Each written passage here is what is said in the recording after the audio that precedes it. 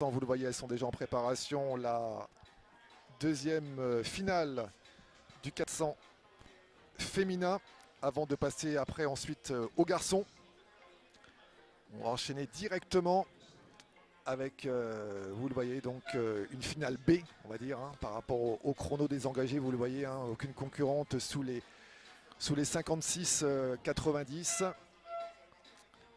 On va voir la présentation couloir par couloir de ce second 400 féminin avec notamment Morgane Lenoir de l'Athlé 91,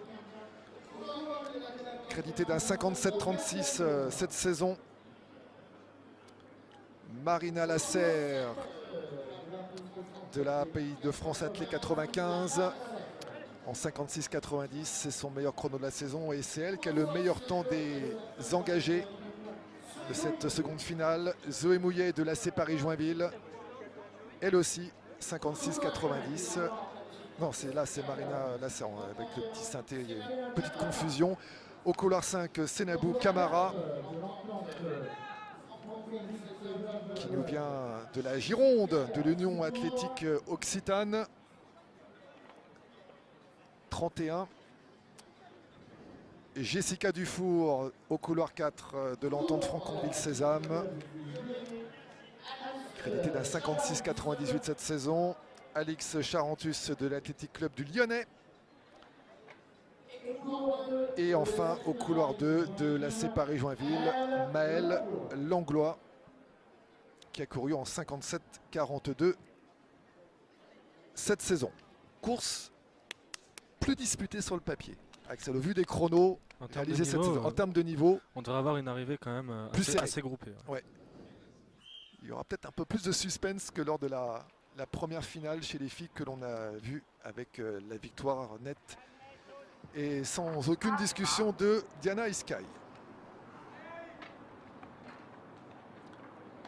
Avec un petit avantage sur le papier au couloir 7 pour Marina Lasserre, descendue sous les 57 secondes cette saison, tout comme Jessica Dufour, couloir 4.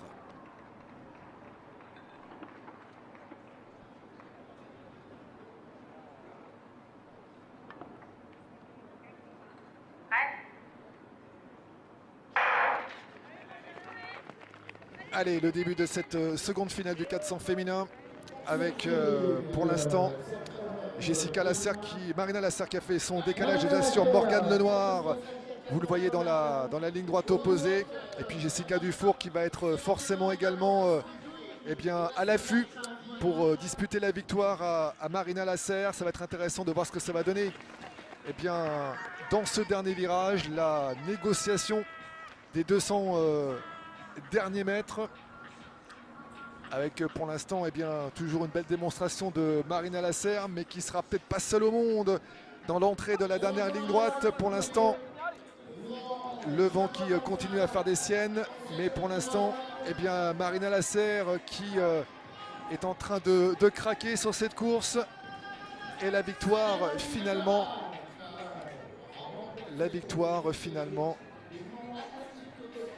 au couloir numéro 5 pour Senabou Camara de l'Union Athlétique Occitane 31, qui finalement a déjoué un peu mes pronostics par rapport au chrono des engagés. Il ne faut jamais se fier au chrono des engagés, il peut se passer plein de trucs sur un 400 bien évidemment. Mais en tout cas, superbe chrono en 56-79 pour Camara, Senabou Camara en 56-79, son meilleur chrono de la saison qu'elle améliore de belle façon, hein, elle qui avait couru en 57-17 jusqu'à présent.